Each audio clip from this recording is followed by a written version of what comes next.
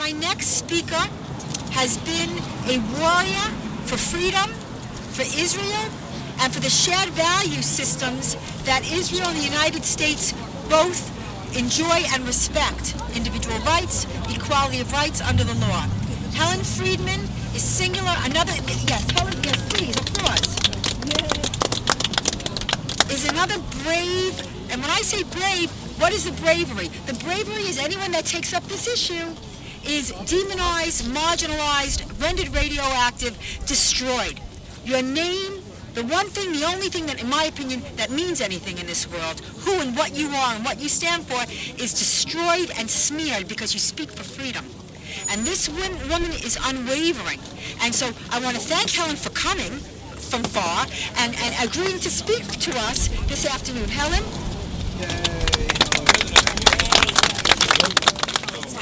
It's a privilege to be part of this demonstration. Microphone doesn't amplify. You can speak regular.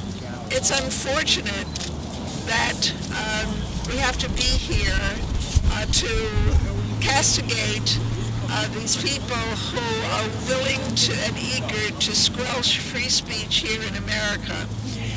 We have to remind everybody this is not Islamistan. This is America, and we enjoy freedom of speech here, and we will speak out on every subject that we wish, and we will stand on the streets of America with our flags and with our banners and signs and say the truth. Now, there is a cancer here in this society. Tragically, it is being promoted by the leadership in the country.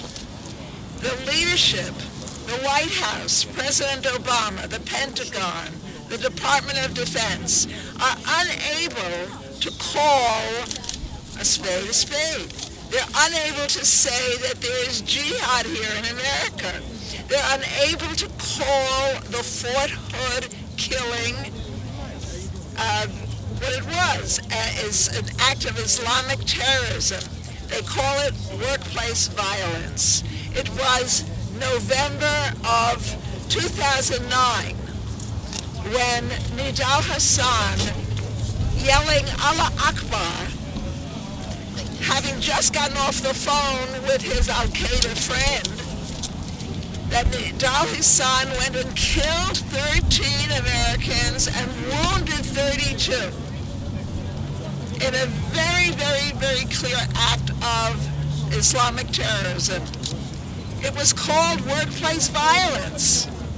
The people who were wounded and the people who were killed are trying to be awarded, of course not the dead, but their representatives, awarded the Purple Heart for their valor, for being killed in action. And they have not been given this Purple Heart, and it takes a congressional action and all kinds of efforts and petitions and lawsuits to make this happen. The same year, prior to the November 2009 event, the same year, June 1st, 2009, there was a very, very tragic event that occurred that was also Islamic Jihad terrorism. A young boy named Carlos Bledsoe, who had been brought up in Memphis, Tennessee, by his father Melvin, who had a small business in Memphis.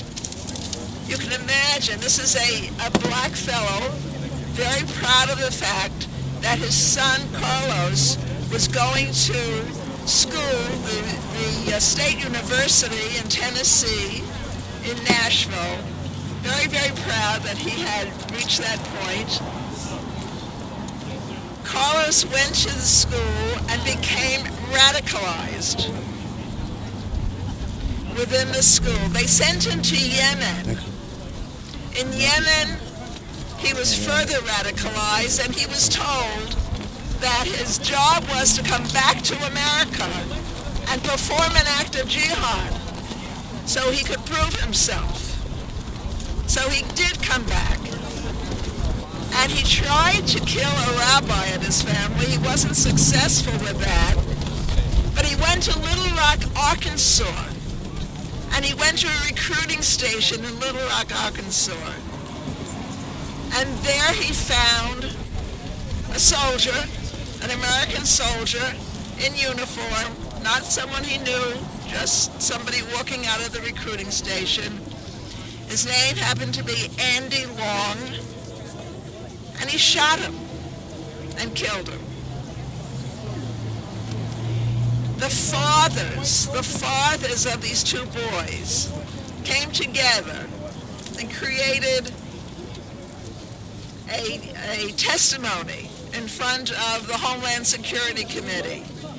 And Charles Jacobs of Americans for Peace and Tolerance created this DVD, Losing Our Sons.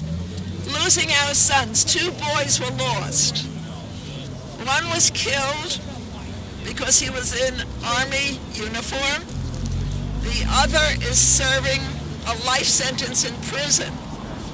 He's also lost. So here we have the two fathers. We have Melvin Bledsoe and we have Darius Long. They are crusading to try to get their message told, that this is what's going on in America today on our campuses. Our children are being radicalized. They are being misled. They are being told that Islam is this religion of peace. And they are told they are being wooed and embraced and misled. And it leads to these tragedies. Now the boys, this Andy Long who was killed is entitled also to a Purple Heart because he was killed in action, an action against him by terrorists.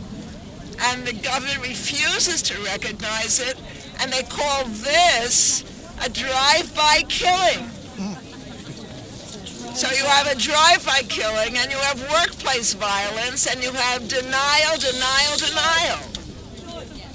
And our people are getting killed, and our children are getting brainwashed, and the situation is deteriorating. We know about Eurabia.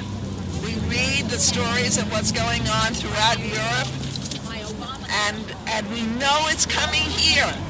Now, as Robert said, and as this gentleman said, and as Pam keeps saying, and so many others say, we know that if we keep speaking about it, we can possibly wake up the American people. But right now, we have a small, very, very dedicated, energetic crowd. But where are the rest of the people? How can we wake them up? What will it take to wake them up? We have to really work at all of this and get this message out, because we don't want America to become Islamistan. We do not want to lose our freedoms. We love being Americans. We love enjoying these very special liberties that we have, and we have to work to preserve them. Thank you.